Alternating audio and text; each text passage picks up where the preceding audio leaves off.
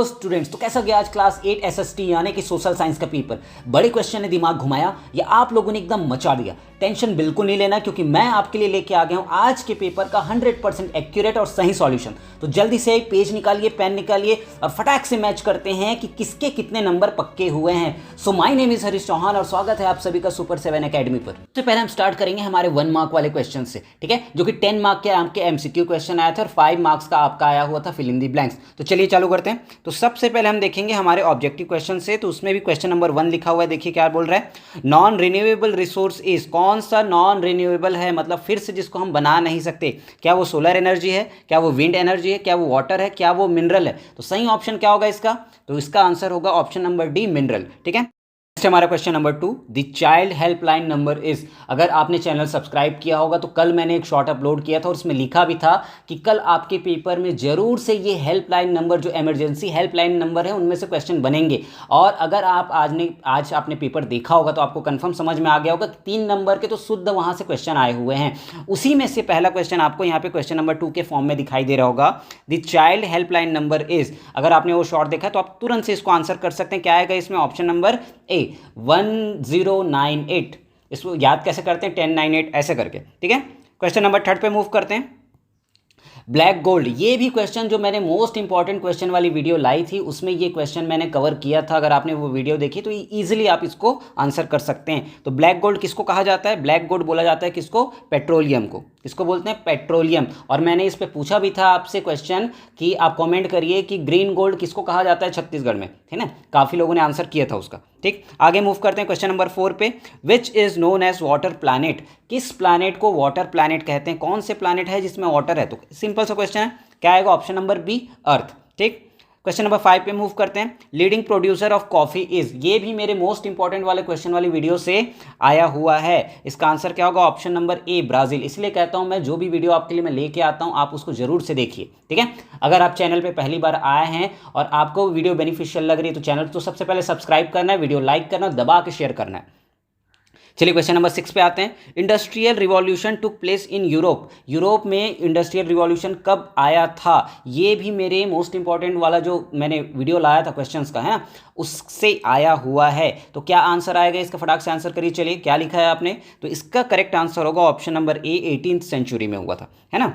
और ये question number 7 पे मूव करते हैं। मैनचेस्टर ऑफ इंडिया, ये क्वेश्चन पिछली बार भी आया था। मैंने प्रीवियस ईयर वाले क्वेश्चन का जो वीडियो बनाया है उसमें ये मैंने कवर किया था और बार बार इसमें चिल्ला चिल्ला के बोला था इसका आंसर क्या होगा, सूरत होगा। ठीक है, एक्चुअली इसमें अहमदाबाद लेते हैं लेकिन अहमदाबाद ऑप्शन में नहीं है तो हम क्या कंसीडर करके चलेंगे इसमें, सूरत।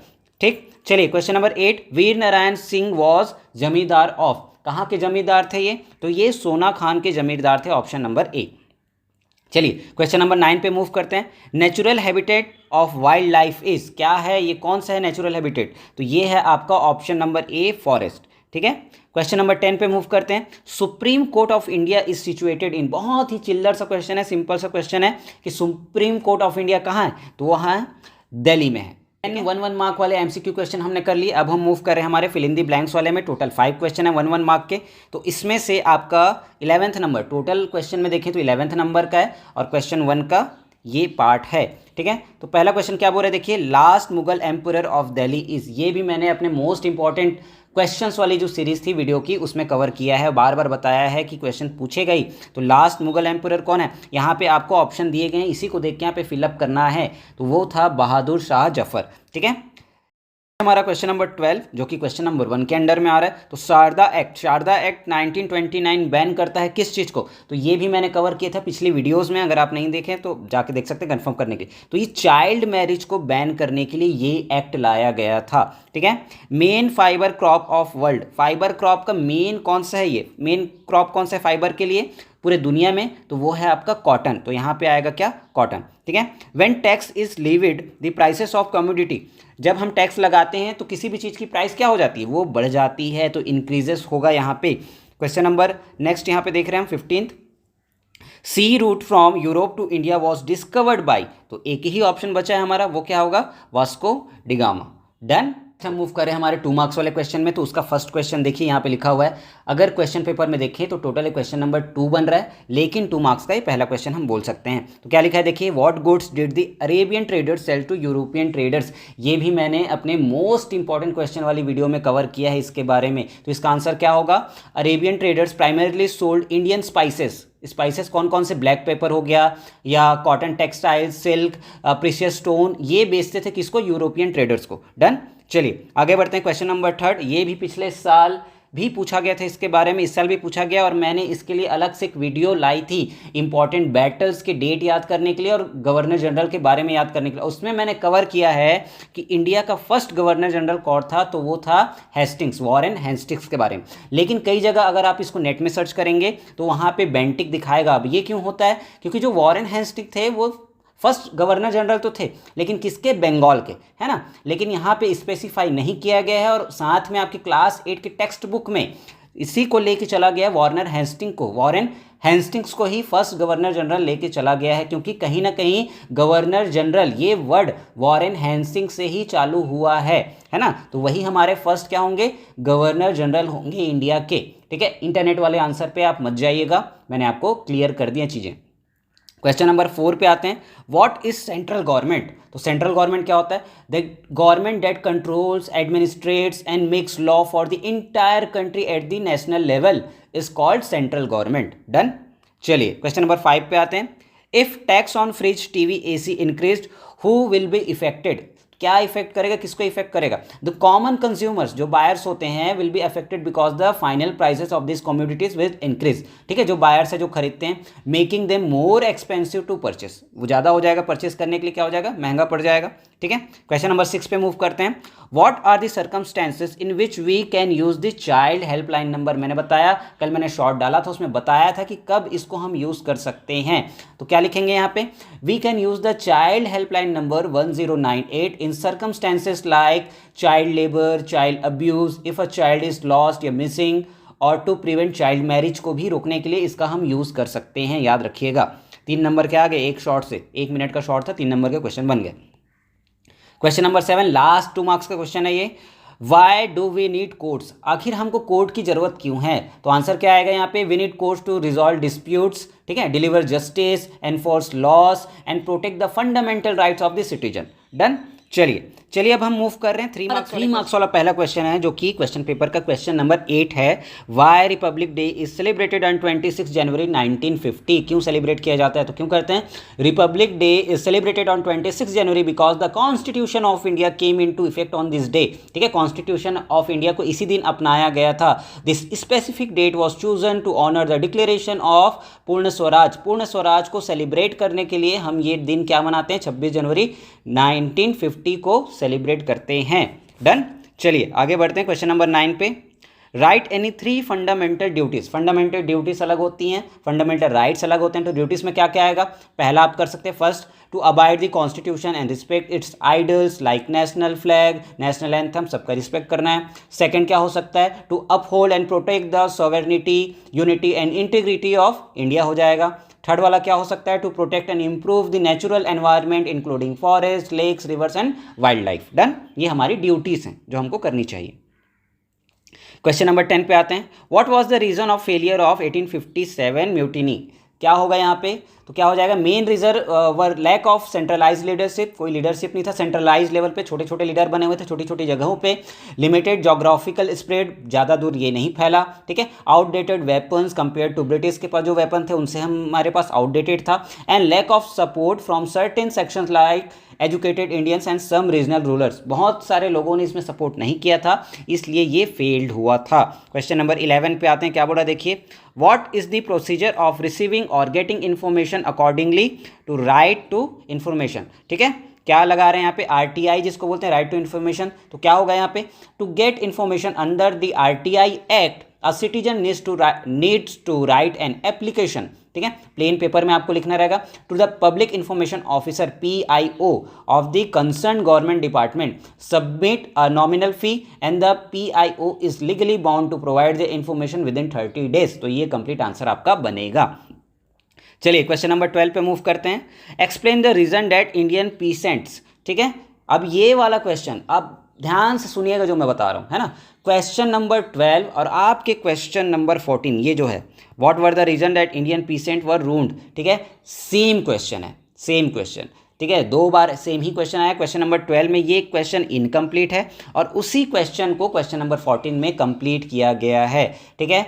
अगर हो सके तो शायद इसमें इसको कैंसिल करके आपको बोनस मार्क मिल जाए, नहीं तो आपको एक ही आंसर लिख के दोनों में ही नंबर मिल जाएंगे, तो दोनों ही कंडीशन में आपके लिए ही ज़्यादा अच्छा चीज़ हो गया है, ठीक है। तो हम क्वेश्चन नंबर 14 को ही मान के चलेंगे, इसका ओरिजिनल क्वेश्चन जो कि लिखा हुआ है, देखिए क्या बोल रहा है, what were the reason that Indian peasant were ruined. तो इसको हम बाद में कवर करेंगे, पहले हम कवर कर लेते हैं हमारा 12 नंबर वाला, याद रखिएगा 12 और 14 सेम ही है ना, तो 12 को मैं 14 में ही कवर करूंगा। अब क्वेश्चन नंबर 13, 4 मार्क्स के क्वेश्चन में हम एंटर कर रहे हैं। उसका पहला क्वेश्चन है, what is resource conservation explain. Question number ये कितना है, 13 है, लेकिन 4 मार्क्स का ये पहला क्वेश्चन होने वाला है। तो इसका आंसर क्या बनेगा, resource conservation means using natural resources carefully and giving them enough time to get renewed. It involves sustainable development, ensuring that we need our present needs to without compromising the ability of future generation to meet their own needs. ये आप यहाँ पे लिख सकते थे। Done. चलिए अब आते हैं हमारे क्वेश्चन नंबर 4 पे, what were the reason that Indian peasants were ruined. ठीक है, पीसेंट का मतलब होता है किसान जो भी हैं, उनकी मतलब ज़िंदगी क्यों बर्बाद हो गई थी, ब्रिटिश काल के बारे में बात हो रहा है ना। तो यहाँ पे क्या लिखेंगे, क्या आंसर होगा यहाँ पे बताइए फटाक से। तो यहाँ पे कुछ पॉइंट पे हम लिख सकते हैं, Indian peasants were ruled due to, पहला oppressive land revenue policies of the British like zamindari and क्या होता है और क्या होता था, ryotwari systems demanding very high taxes, बहुत ज़्यादा टैक्स लगाते थे। दूसरा फोर्स कमर्शियलाइजेशन ऑफ एग्रीकल्चर, उनको फोर्स किया जा रहा था, ठीक है, बड़े ऐसे क्रॉप्स उगाने के लिए जो उसके आदी नहीं थे किसान, है ना। और क्या होता है, severe exploitation of local money lenders who trapped in डेप्ट, ठीक है, बहुत सारे जो लोकल जो पैसा देते थे ना, उधारी में पैसा देते थे, वो क्या करते थे, इन रिटर्न बहुत ज़्यादा वो वहाँ से कर वसूलते थे, इस वजह से किसान लगभग बर्बाद हो चुके थे उस काल में। ठीक है, अब नेक्स्ट मूव करते हैं क्वेश्चन नंबर 15 में, where and when was the first girls school established, कहाँ पे ये इस्टेब्लिश हुआ था। तो first indigenous school for girls in India establish in Pune, ठीक है, भिड़ेवाड़ा में हुआ था in the year 1848 by Mahatma Jyotirao Phule and his wife Savitri Bai Phule के द्वारा ये बनाया गया था, इस्टेब्लिश किया गया था, खोला गया था। Question number 16, explain the 5 principle of Panchsheel, Panchsheel के 5 प्रिंसिपल के बारे में लिखिए। तो क्या क्या हो सकता है, वो पहला mutual respect for each others territorial integrity and sovereignty, ठीक है। सेकंड क्या हो सकता है, म्यूचुअल नॉन एग्रेशन, ठीक है। और क्या हो सकता है, mutual interference in each others internal affairs. Fourth हो जाएगा equality and mutual benefit. Fifth हो जाएगा पीसफुल को एग्जिस्टेंस। डन। चलिए अब आगे मूव करते हैं, मूव कर रहे हैं हमारे लॉन्ग आंसर टाइप क्वेश्चन में, जो कि 5 मार्क्स के 2 क्वेश्चन बनेंगे। पहला क्वेश्चन देखिए, explain right to freedom with example. मैंने बार बार बोला था ये जो हमारे फंडामेंटल राइट होते हैं, मैंने क्वेश्चन कवर किए हैं, उनमें बार बार मैंने बोला ये आपको पता होने चाहिए, घुमा फिरा के आपसे क्वेश्चन पूछा ही जाएगा। तो यहाँ पे पूछ लिया गया explain right to freedom with example. तो राइट टू फ्रीडम को यहाँ पे एक्सप्लेन करना था। अब 5 नंबर का क्वेश्चन है, तो इसको मैं एक्सप्लेन करके आपको नहीं बताऊंगा, मुझे यहाँ पे भरोसा है कि आपने लिखा होगा, ठीक है। अब इस पर और वाला भी क्वेश्चन है, write difference between civil and criminal cases, तो इनमें क्या डिफरेंस होता है इसके बारे में आप लिख सकते हैं, ठीक है।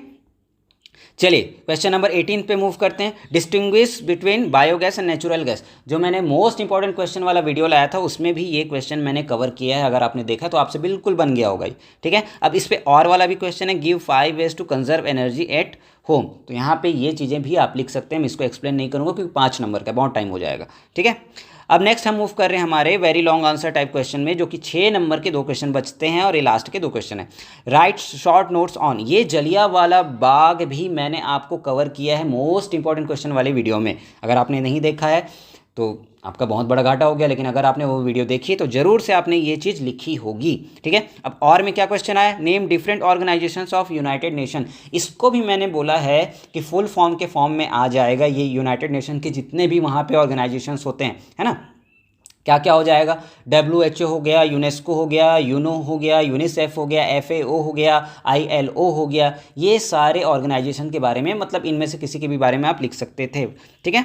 और भी बहुत सारे होते हैं तो आप वहाँ पे इंक्लूड कर सकते थे। लास्ट क्वेश्चन के बारे में हम देखते हैं क्या लिखा हुआ है। राइट शॉर्ट नोट्स ऑन, किस पे लिखना है? The world population has grown very rapidly, यहाँ पे शॉर्ट नोट लिखना है। ये भी क्वेश्चन मैंने कवर किया है अपने मोस्ट इंपॉर्टेंट क्वेश्चन वाले वीडियो में, ठीक है। तो आप यहाँ पे लिख सकते हैं the world population has grown very rapidly. क्यों इतना वो रैपिडली, एकदम धमाकेदार तरीके से वो बढ़ रहा है, ठीक है। या तो आपको क्या लिख सकते थे यहाँ पे, दूसरा ऑप्शन भी है यहाँ पे, राइट शॉर्ट नोट्स ऑन, या right notes on Indian partition के बारे में, जब इंडिया अलग हुआ था उसके बारे में आप लिख सकते हैं। सेकंड है फॉर्मेशन ऑफ इंडियन कॉन्स्टिट्यूशन, इसके बारे में आप यहाँ पे लिख सकते थे क्योंकि ये 6 मार्क्स का क्वेश्चन है। सो आई होप आपने ये क्वेश्चन पेपर और उसका सॉल्यूशन बहुत अच्छे से देखा होगा।